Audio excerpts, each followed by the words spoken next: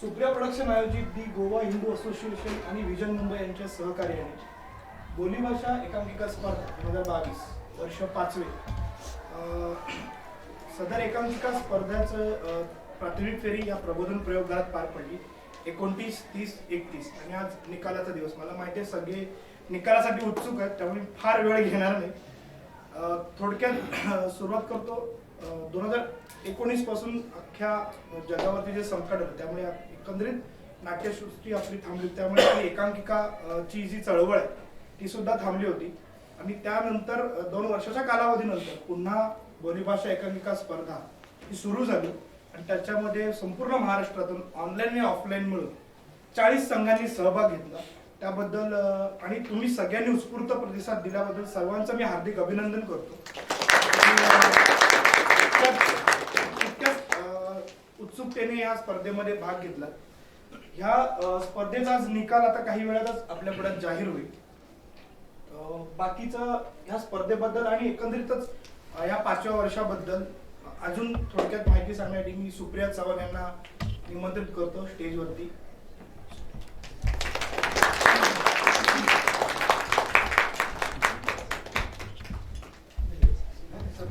तसं भाषण वगैरे देण्याची मला काही सवय नाही आणि मी देणारही नाही.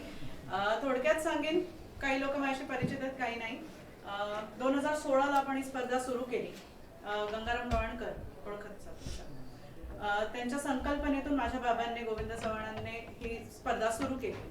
त्याच्या ऑर्गनायझिंग टीम मध्ये मी तेव्हापासून असल्यामुळे आताही तसंच मला धवपळ करताना तुम्ही पाहत असाल. मी एवढंच सांगेन, लॉट्स जाहीर होतात म्हणून जे संघ आज सिलेक्ट नाही होणार आणि जे होणार ऑफकोर्स, आपण बोलीभाषा या चळवळीचा भाग आहोत.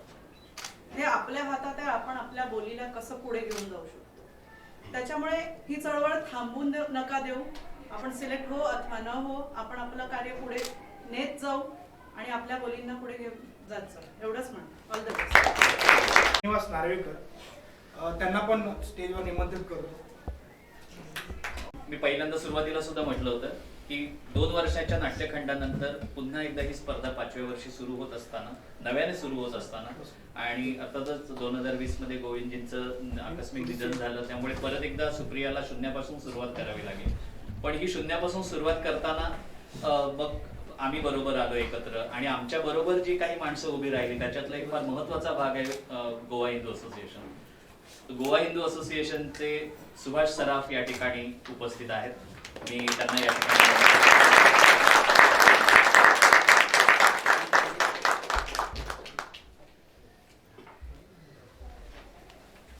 या 2 वर्षाच्या गॅप नंतर सुद्धा, म्हणजे मगाशी बाईट देताना, व्हिडिओ बाईट देताना कोणीतरी म्हणालं की या 2 वर्षाच्या नाट्यखंडानंतर आम्हाला जे काही करायचं होतं, नाटक करायचं होतं आणि उत्स्फूर्तपणे करायचं होतं, ती करण्याची संधी या निमित्ताने मिळाली. खरंच ही संधी तुम्हालाही जशी मिळाली तशी असं काहीतरी भरघोस प्रतिसादाचा आम्हाला आयोजित करण्यासाठी सुद्धा चांगली संधी मिळाली. आणि 2 वर्षाच्या गॅप नंतर ही स्पर्धा पुन्हा सुरू होऊन सुद्धा महाराष्ट्रभरातून 40 संघांचा सहभाग, ही खरंच आमच्यासाठी आनंदाची गोष्ट आहे आणि तुमच्यासाठीही आनंदाची गोष्ट आहे.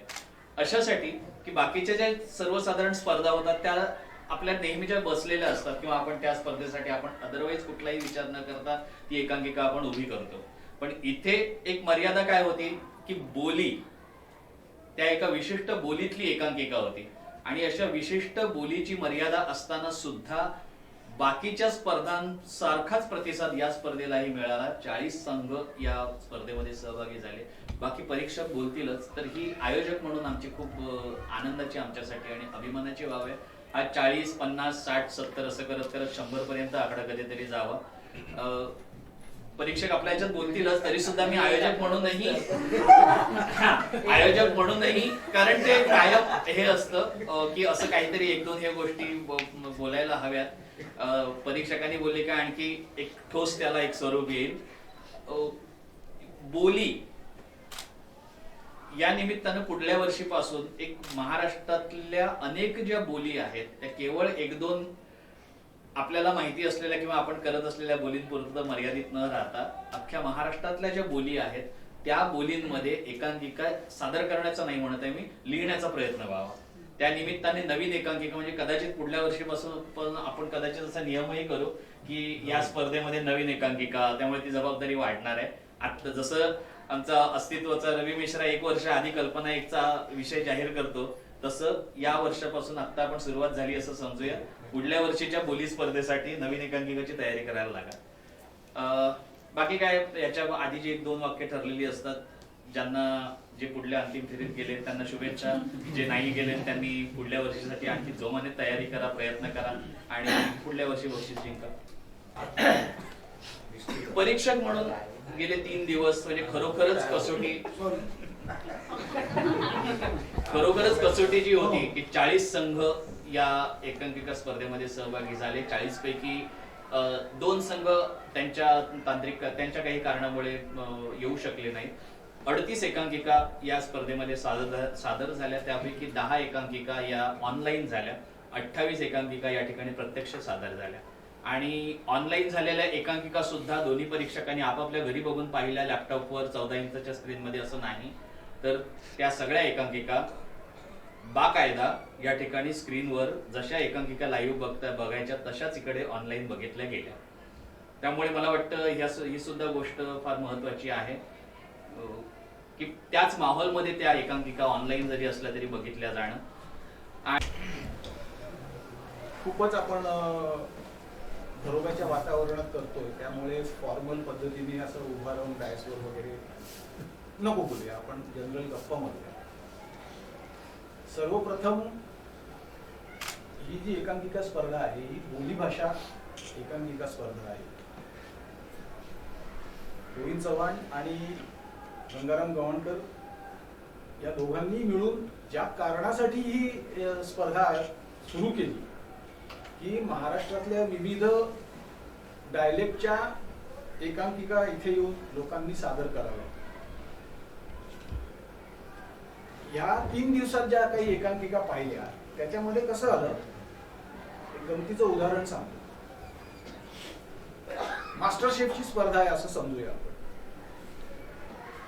आणि स्पर्धकांनी आयटम कुठले केले असतील तर मसाला चहा आणि लिंबू सरबत. असं चालेल का? कारण हे 2 आयटम सोपे आहेत, पटकन करता येतात. आपल्याकडचा जो एक रिवाज आहे म्हणजे आपल्या शाळेपासून की परीक्षेला बसायचं तर मार्क मिळवण्यासाठी, काही आपल्याला त्यातनं पुस्तकातनं कळावं म्हणून आपण परीक्षा देत नाही, तर आपण ती पुस्तकं का वाचतो, आपल्याला मार्क चांगले मिळावे. तसं इथे एकांकिका स्पर्धेमध्ये गिमिक्स करून किंवा आपल्याला जी भाषा सोपी आहे अशा सोप्या भाषेत लोकांनी एकांकिका केल्या.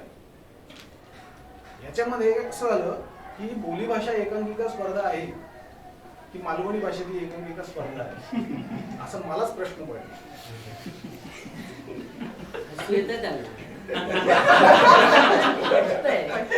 म्हणजे या 3 दिवसात इतकं मालवणी ऐकलंय की देशपांडे पण मालवणी बोलूक लागले.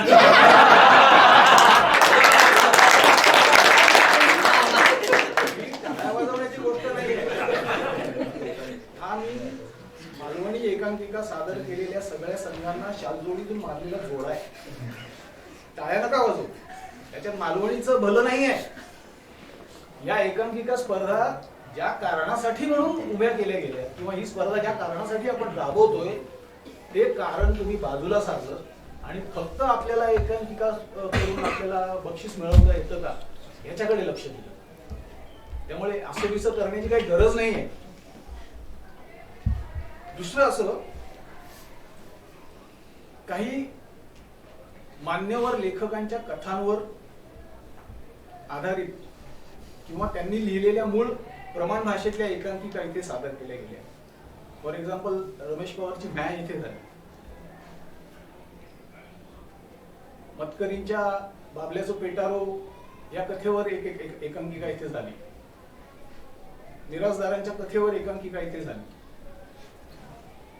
म्हणजे एवढ्या मान्यवरांच्या एका लेखकाच्या कथेवर आपण एकांकिका करताना त्या लेखकाचं असलेलं नाव शिरवाडकरांची एकांकिका इथे झाली. तर ते करत असताना त्या नावाचं वजन त्या एकांकिकेच्या बरोबर परीक्षकांवर यावं असं कुठेच जाणवलं नाही. ते इतक्या लाईटली केल्या गेल्या की मग आम्हाला असं वाटलं की या लेखकांच्या कथेवरती यांनी का केलं.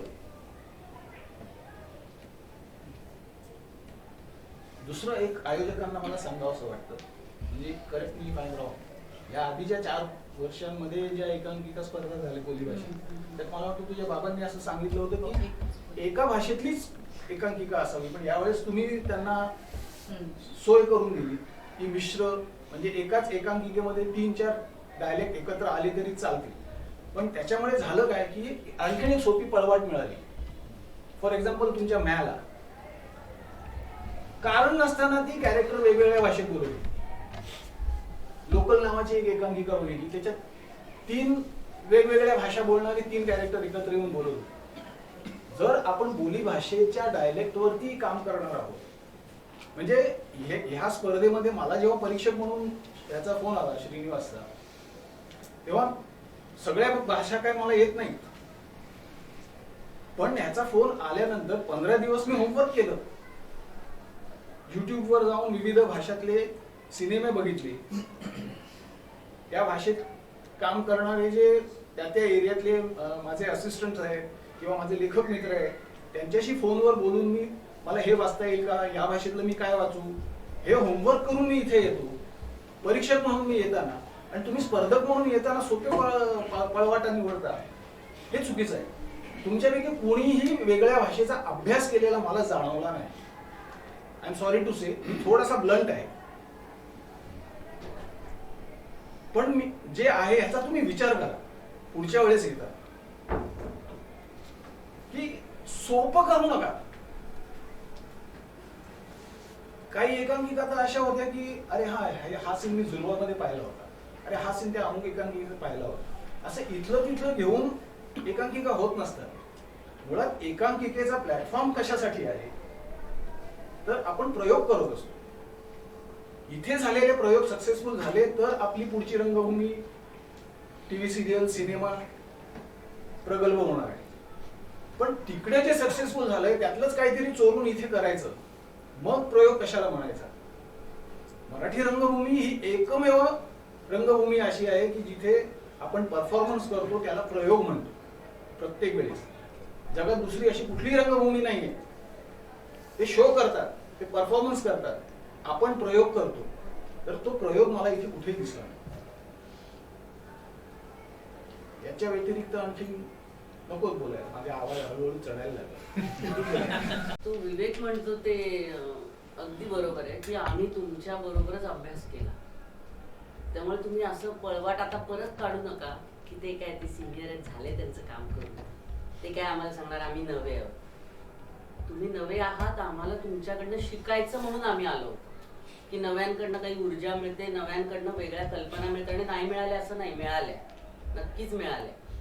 पण आम्ही जे सांगतोय ते तुमच्या बरोबर पोटतिडकीने तुम्हाला सांगतोय, कारण तुम्हाला आम्ही जो प्रवास केला 50 वर्ष आता जवळजवळ दोघांनी आम्ही कामं केलेली आहे, तर हा सगळा प्रवास तुम्ही करत असताना तुम्हाला जरासं तरी सोपं जावं, किंवा तुम्ही आत्ताच आम्ही तुम्हाला काही गोष्टी सांगितल्या तर तुम्ही आणखी खूप पुढे जावं. आता उद्या आम्हाला जर तुमच्यातल्या कोणाकोणाची नावं दिसली, कोणी कोणी कुठे कुठे दिसलं, तर आम्ही अभिमानाने असं म्हणावं की हा आम्ही परीक्षक होतो तेव्हा या मुलाचं हे, या मुलीचं हे आम्ही पाहिलंय. ह्या आनंदाने, उत्साहाने आम्ही तुमची एकांकिका बघायला. त्यामुळे असं समजू नका आम्ही जे सांगतोय ते असंच सांगतोय, त्याच्यात काय आहे आपल्याला, किंवा पार्शालिटी झाली. काही पार्शालिटी झालेली नाही, कोणी आम्हाला पैसे ऑफर केलेले नाही. कोणाची स्क्रिप्ट चोरण्यात आम्हाला इंटरेस्ट नाही. आम्हाला इंटरेस्ट फक्त यांनी जसं सांगितलं तसं चांगलं होण्यात आहे, चांगली रंगभूमी बघण्यात आहे. आणि तुमच्याकडनं आम्हाला आशा आहे की तुम्ही ती देणार. कॅलिबर आहे तुमच्या 100% आहे.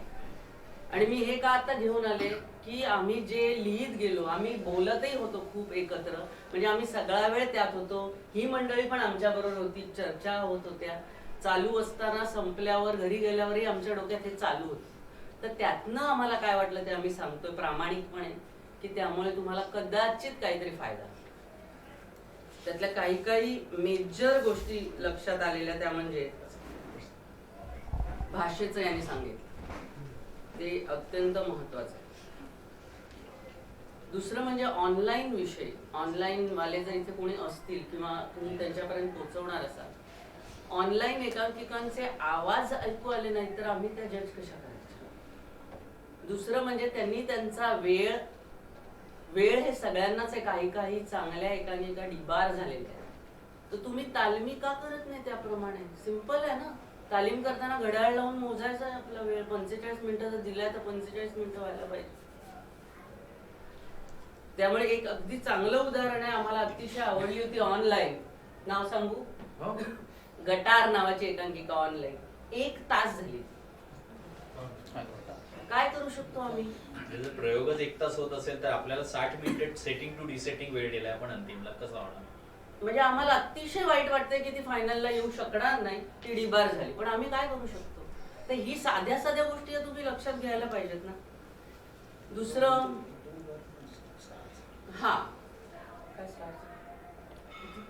हो वेळाच्या बाबतीत स्टार एकांकिका झाली. स्टारचा 44 मिनिटं 59 सेकंद बेस्ट आहे ना. म्हणजे ज्यांनी 37 मिनिटं केले त्यांना पण मी म्हणेन ती 37 का केली? तुम्हाला होते ना 45 मिनिटं, त्यांनी बरोबर 45ला 1 सेकंद कमी असताना संपली तरी. सो प्रिसिजन पाहिजे ना. प्रिसिजन आपल्याला उपयोगी सगळीकडे, आणि आमच्यापेक्षा तुमच्याकडे प्रिसिजन जास्त आहे. तुमच्याकडे आयुध आहेत प्रिसिजन साठी विविध प्रकारची, तर ती पाळायला पाहिजे तुम्ही. आता थोडस माझं अभिनयाकडे झुकतं माप असतं, मी अभिनेत्री असल्यामुळे. त्यामुळे मला त्यातल्या काही मुद्दे जास्त स्ट्राईक होतात. तर ते तुम्हाला पटतील न पटतील प्रत्येकाने आपापले घ्या, पण मला जे जाणवले ते मी सांगते. एक म्हणजे लोकल ची मंडळी जर इथे असतील एकांकिकेची, लोकल मध्ये उभे आहात तुम्ही त्या डब्यात, तर त्या हलण्याचं थोडं तर सजेशन पाहिजे. स्ट्रेट उभे आहेत पूर्ण, जसं स्टेज एरवी स्टॅटिक असतं तसं. हे म्हणजे असं नाही मी म्हणत की सगळा वेळ त्या हलण्यामुळे तुम्ही डिस्ट्रॅक्ट करा, पण एक सजेशन तर पाहिजे की तुम्ही उभे आहात. लोकल मध्ये अभिनयाचा भाग आहे ना, आणि दिग्दर्शकाचा पण भाग आहे. त्याचप्रमाणे एक वर्षानुवर्ष मला जाणवत आलेली एकांकिकांच्या बाबतीत गोष्ट ती इथे यावेळी पण बघायला मिळाली. तुमचं जास्त मराठीपेक्षा इंग्लिश चांगलं असतं, मला माहिती आहे आजच्या तरुण मुलांचं. हॅमिंग याचा अर्थ तुम्हाला माहिती आहे. तर मेलोड्रामा, हॅमिंग, मेलोड्रामाचा ओरिजिनल अर्थ वाईट नाहीच आहे. मेलोड्रामा हे चांगल्या अर्थानेच आहे तो मुळात शब्द. तो जो मेलोड्रामा तुमच्या स्क्रिप्ट मध्ये आहे तो करताना तुम्ही हॅमिंग का करता? बरं, हे इंटिमेट थिएटर आहे. इथे आम्हाला आता माईकची कुठे गरज पडते, कशाची गरज पडते? तुम्हाला शेवटच्या माणसापर्यंत पोहोचते की नाही सहज कळते. मग का ओरडायचं उगाच? अमुक एका लेवलच्या पलीकडे गेलं तर ती भावना पोहोचणारच नाहीये ना त्या माणसापर्यंत. समोरच्याला काय म्हणायचंय. किंवा स्क्रिप्ट मध्ये आता तुम्ही प्लीज याबद्दल जागरूक राहा की स्क्रिप्ट मध्ये जर ऑलरेडी ते वाक्य खूप काही बोलत असेल तर तुम्हाला खूप जास्त अभिनय होण्याची काही गरजच नाही. मग कशाला होतायचं आहे?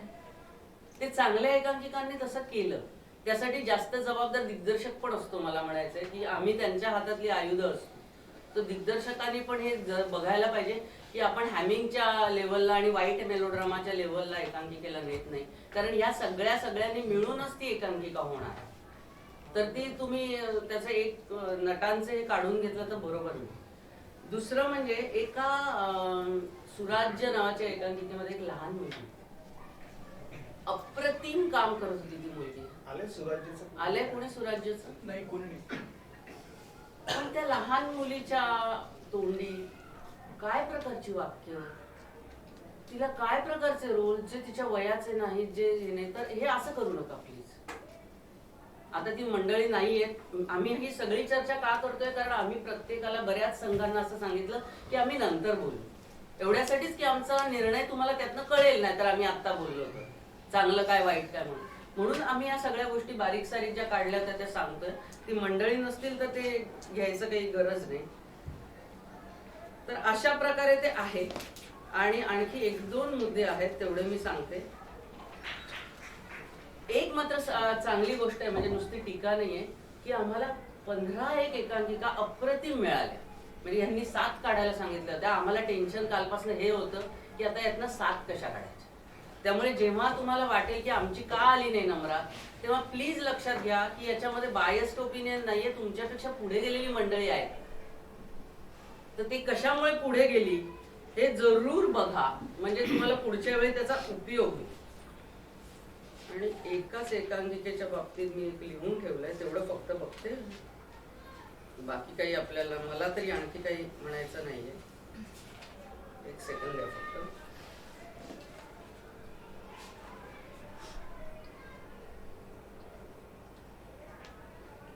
हा, कॉस्ट्युम्स खूप जणांनी खूप चांगले केले होते. आणि त्याचं मी उदाहरण जीर्णोद्धार, कृष्णा काठ अशा बऱ्याच आहेत. किंवा ही आपली याची पण होती ती आदिवासींची राकस. अप्रतिम कॉस्ट्युम्स काहींनी केले, काहींनी अजिबात विचार केलेला नाही. तर ते सगळ्याचा विचार करा. लाइटिंग तर इथे दिसत नव्हतं, पण आपल्याला जर सगळ्या गोष्टी मिळाल्या तर आपण सगळ्या गोष्टींचा विचार करायला पाहिजे. आणि आणखी एक म्हणजे अनेक एकांकिकांमध्ये दोघंच तिघंच अशी पात्र होती. तर त्याच्यामध्ये कॉम्पोजिशनचा विचार जास्ती करायला पाहिजे, कारण तेवढीच आहेत ना स्टेजवर. त्यामुळे ती पात्रच सगळा स्टेज व्यापणार आहे. त्यामुळे नुसतं बसून गप्पा मारल्यासारखं केली एकांकिका तर कितीही चांगले नट असले तरी ते नाही ना, त्यात कॉम्पोजिशन थोडंफार तरी असायला पाहिजे. तर पुढच्या वेळी प्लीज हे मुद्दे लक्षात घ्या. पण अतिशय आम्हाला आनंद आहे की आम्हाला 10-15 एकांकिका ज्याच्यामधनं आम्हाला वा सॉलिड बघितलं असं वाटलं अशा होत्या. आणि त्यातल्या काही आम्ही पोचवू शकणार नाही. पुढच्या वेळी 2 दिवस फायनल घेणार असाल तर 15 एकांकिका सुद्धा येऊ शकल्या असत्या यावेळी. म्हणजे काही म्हणजे ह्या ज्या 15 मिळाल्या आम्हाला एकांकिका, त्या 15 मध्ये काही लोकांनी असे आउट ऑफ द बॉक्स विषय सुद्धा हाताळले. हो. म्हणजे अनपेक्षित होतो. आणि भाषेचा वापर मात्र 2-3 जणांनी चांगला केला. ते तर तुम्हाला नंबरांमध्ये कळेल. त्यात नंबरात त्याचाही विचार करून नंबर निघालेले आहेत, फक्त परफॉर्मन्सचा नाही.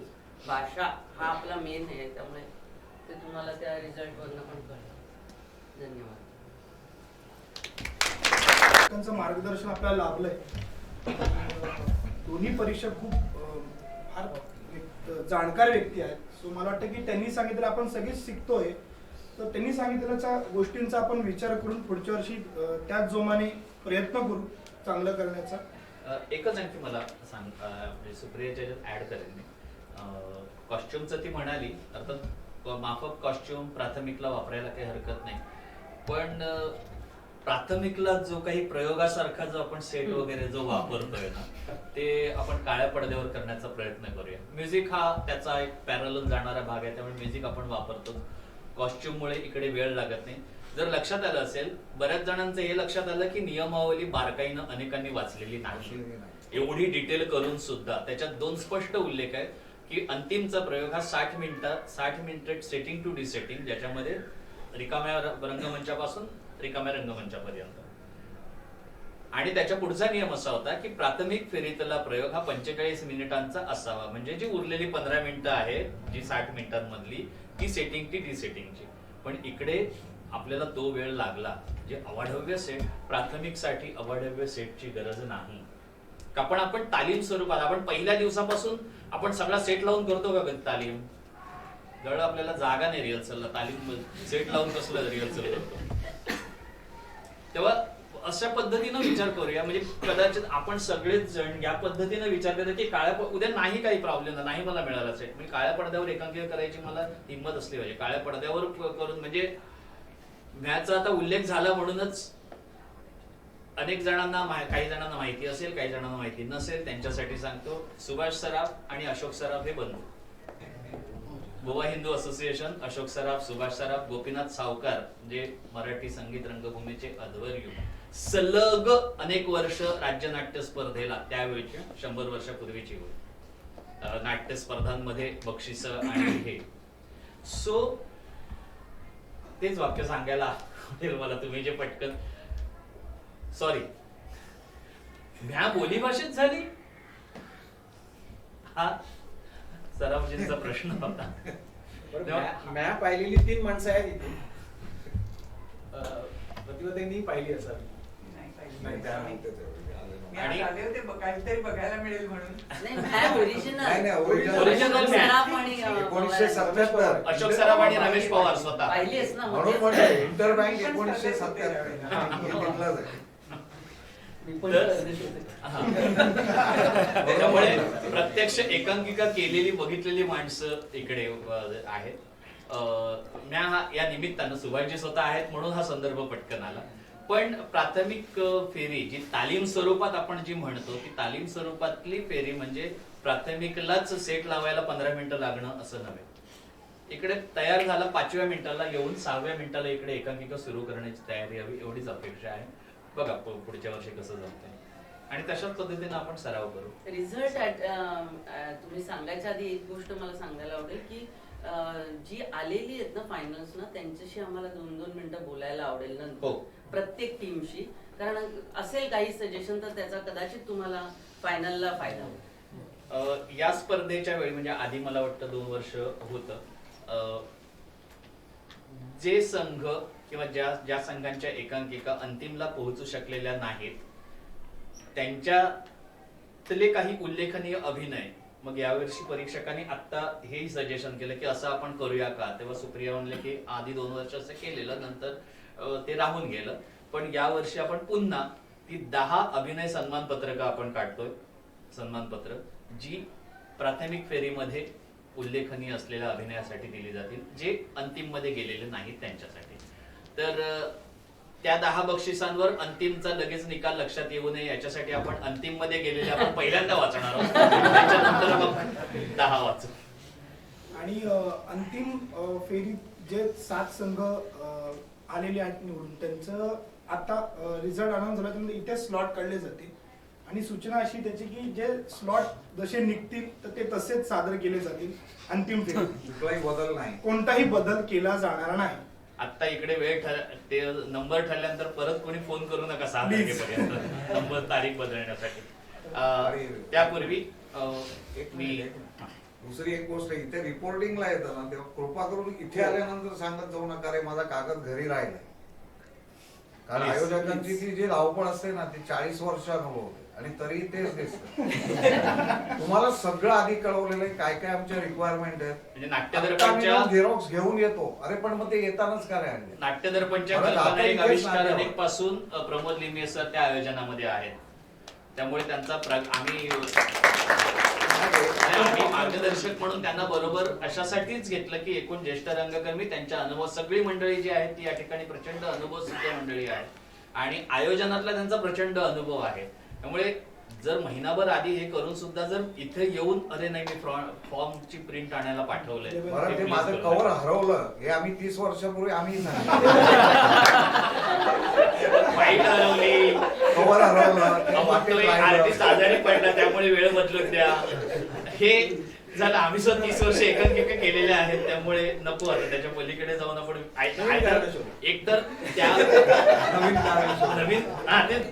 नवीन कारण शोधा किंवा त्या वेळेला त्या दिवशी करा. मी सुभाष सराफजींना या निमित्तानं विनंती करतो की त्यांनी मी मग आपण पाठीशी राहणं जरी म्हटलं तर पाठीशी राहणाऱ्या माणसांपेक्षा सुद्धा सोबत राहणारी माणसं म्हणजे जसं या प्रबोधन प्रयोगघराच्या निमित्तानं भाऊ कोरगावकर आमच्या सोबत राहिले तसेच या स्पर्धेच्या निमित्तानं सुभाष सराफजी आमच्या सोबत राहिले पाठीशी नाही म्हणत आहे. तर या निमित्तानं सुभाषजी बरोबर उल्लेख केला तुम्ही. पाठीशी राहण्या एवढा काही मोठा नाही, मला नक्कीच सोबत राहायला आवडेल. गोविंद चव्हाण हे माझे मित्र आणि जेव्हा मला श्रीनिवास आणि सुप्रिया आल्या आणखीन त्यांनी सांगितले अशी स्पर्धा आम्ही परत पुनरुज्जीवित करतो तर पहिला माझ्या मनात विचार आला की नक्कीच केला पाहिजे कारण बोली भाषा ही जगली पाहिजे हे मला मनापासून आता उल्लेख केला. म्याचा मी एक प्रश्न विचारला. माझा प्रश्न फक्त यासाठी होता की म्या ही जी केलेली मी बघितलेली आहे ती फक्त इम्प्रोव्हायझेशनची गोष्ट होती.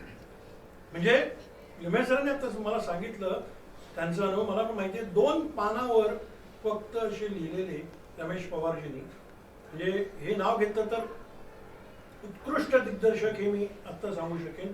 अशोक सराफांना आज बघतोय आपण त्यांच्याच तोडीचे कलाकार हे रमेश पवारजी. म्हणजे त्यांची गुरु एकांकिका घ्या किंवा गुरु नाटक आणि असे असंख्य वरचा कानून तर म्हणजे रामन राघवनवरचं होतं. शेवटी 5व्या प्रयोगाला ते बंद करायला लागलं. का? त्यातला रामन राघवनचा जो अभिनय अशोक सरावगी करायचे तो एवढा असा ज्वलंत असायचा अंगावर. तर माझी आई घरी आल्यानंतर म्हणाली हे काम करू नको याच्या पुढे. लिटरली झालं ही गोष्ट. पण त्यातलं नाट्य जे होतं हे त्या माणसाने उभं केलं. तर 2 पानावर या दोघांनी फक्त ते इम्प्रोव्हाइज करून ती पूर्ण एकांकिका आणि त्याच्यातले डायलॉग्स महत्वाचे नव्हतेच पण त्या ऍक्शन जे होते ना त्या महत्वाच्या. म्हणून माझ्या मनात एकदम प्रश्न आला म्हटल्यावर डायलॉग नव्हते मनात, फक्त ती चौकट बोलणं की ते कशा पद्धतीने सायकल चालवणं, वर चढणं, खाली उतरणं हे फक्त त्या दोघांनी स्टेजवर सादर केलं. म्हणून मला ते आलं की बोली भाषा जर आपण ही स्पर्धा त्यासाठी घेतोय, परीक्षकांनी उत्कृष्ट मार्गदर्शन केलं असतं की बोली भाषा म्हणजे मला एक आपण रूल करूया. म्हणजे माझं सजेशन आहे आयोजकांना की एकच भाषा ह्याच्यात तुम्हाला कुठेतरी रिस्ट्रिक्शन टाका. सिलेक्ट करतानाच याच्यात कुठेही मी कॉलम बघितला नाही की ही एकांकिका कुठल्या भाषेत आहे. आणि मग ती मालवणी आल्यावर अच्छा पुढे तुम्ही तुम्ही कट करा असं मला वाटतं. नाहीतर हे वाक्य परत येईल मी फक्त मालवणी बघतो का काय, तसंच होऊ शकते. पण त्याच्याही पलीकडे जाऊन भाषेवर जर महत्व दिलं. आणखी दुसरी कल्पना खूप चांगली आहे, नवीन द्या. जुने लेखक अप्रतिम लिहून गेलेले आहेत पण ही मी ऊर्जा जी बघतोय मला 40 वर्षापूर्वीच्या आमच्या स्पर्धा आठवल्या. अशाच एकांकिका आम्ही करायचो, राज्यनाट्य स्पर्धा करायचो आणि ते करत असताना ती ऊर्जा होती आजही तीच आहे. आणि तुमच्याकडे आयुध आहेत नवीन, ही आम्हाला नव्हती पण तुमच्याकडे एवढ्या गोष्टी आहेत. पण एक गोष्ट ती कोणीच काढून घेऊ शकत नाही, दॅट इज क्रिएटिव्हिटी. ती मनातूनच येते आणि त्यातून लेखन येतं. ते तेवढा तुम्ही फक्त करा एवढीच म्हणजे तुम्हाला नंबर मिळेल. धन्यवाद. सराफ साहेबांनी रमेश पवारांचा उल्लेख केला त्याच्यावरून मला एक त्यांनी बोलीभाषेत लिहिलेलं अख्खं 3 अंकी नाटक आठवलं. हो, दर्यासागर नावाचं एक नाटक, संपूर्ण 3 अंकी नाटक आगरी भाषेत लिहिलेलं आहे रमेश पवारांनी. म्हणजे असं आहे आपल्याकडे, तो थोडं कष्ट करा. गुरु नाटकातली उषा नाडकर्णी भूमिका जी बघा ती वेगळ्या डायलेक्ट मधली त्या बाईने केली. हिने आधी आयुष्यात कधी काम केलं नव्हतं आणि त्या नाटकाने ती अंगावर आहे. बाणकोटी भाषा, बाणकोटी. आणि झोपडपट्टीत. आणखी एक नाही तर काय करू शकता की तुम्हाला एवढंच वाटत असेल की एखादी कलाकृती चांगली आहे तर ती रूपांतरित करा ना. जसं इंग्लिश मधलं मराठीमध्ये येतं तसं तुम्ही मराठीचं रूपांतर करा वेगळ्या भाषेत. आणि रूपांतर मी अशासाठी म्हणते, भाषांतर नाही. कारण ती जेव्हा भाषा येईल तेव्हा त्या भाषेची संस्कृती पण येईल आणि ती त्या कुठल्या संस्कृतीत बोललं जातं म्हणजे तुम्हाला रूपांतरच करावं लागेल. ते करा. पुढे वाट बघतोय मी किती बोलू.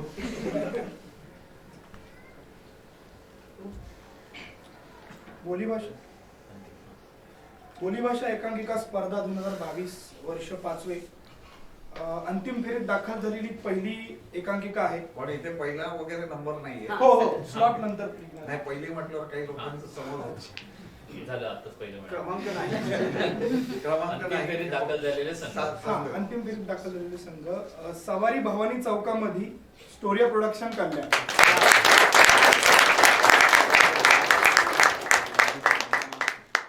दुसरी आहे राकस कलासक्त मुंबई. तिसरी आहे कृष्णा काठ टेज थिएटर्स कल्याण. चौथी आहे स्टार जिराफ थिएटर्स मुंबई. पाचवी आहे भाग धन्नो भाग मुलुंड वाणिज्य महाविद्यालय मुलुंड. सहावी आहे विषाद रंगपंढरी पुणे. आणि शेवटची आहे लोकल अमरिंद मंडळ दादर. प्राथमिक फेरीत अभिनय सन्मान पत्र 10 नावं आहेत. नाही. 7 7 तारखेला संध्याकाळी 7 वाजता आपला बक्षीस समारंभ आहे. अर्थात 9:30 वाजल्यापासून आपला आपली एकांकिका स्पर्धा सुरू होईल तेव्हा मगाशी सुप्रिया आणि विवेकनी जसं सांगितलं की आपण का नाही आणि काय करायला हवं याच्यासाठी सकाळी 9:30 पासून आपण प्रबोधनला भेटूया ठाकरेला, त्या बाकीच्या बघण्यासाठी ज्या का पुढे गेल्या. नाव जयदीप पगार, बाप नक्की जगता तरी आलेत का? आलेत? अभिनंदन. या टीममध्ये. मनाली चुडनाईक, बाप नक्की जगता तरी कसं. गायत्री नाईक, घरोट. दीप्ती दांडेकर, बाबल्या रावळाचा पेटा. शिवराम गावडे, जीर्णोद्धार. मनाली राजेश्री, जीर्णोद्धार. स्वप्नील साळवी, पॅन्डल. आर्या मोरे, पॅन्डल. आरती गुरव, घरमोडी. आणि शेवटचं अनुष्का बोराडे, तहान.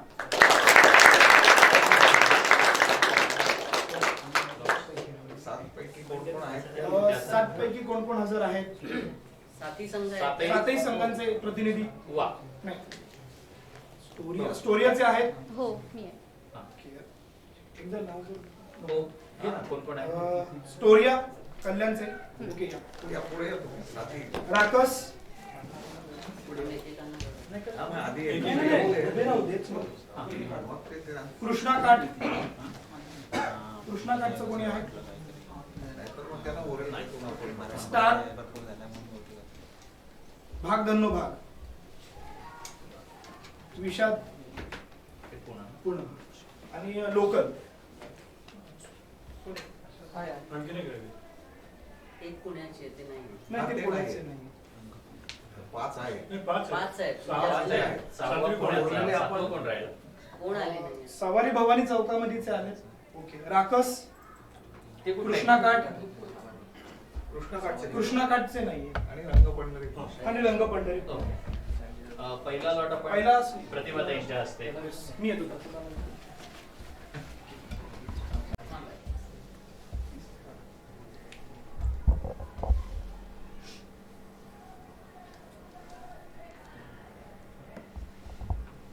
रंग पंढरी.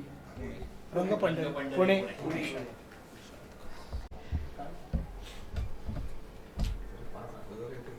कला सक्त.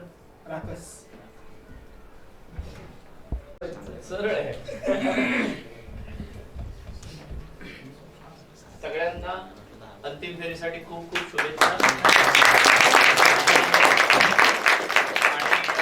सगळ्यांनी अंतिम फेरी बघण्यासाठी आपण सगळ्यांनी भेटूया. आणि परीक्षकांनी सांगितलेल्या गोष्टींचा आपण विचार करू. 1 वर्ष आहे आता आपल्याला नव्याने तयार करण्यासाठी, नवीन एकांकिका लिहिण्यासाठी, नव्या बोलीमध्ये लिहिण्यासाठी. सो पुन्हा एकदा या परिवारामध्ये, या स्पर्धेच्या एकूण काय आपण परिघामध्ये स्वागत. भेटू पुन्हा.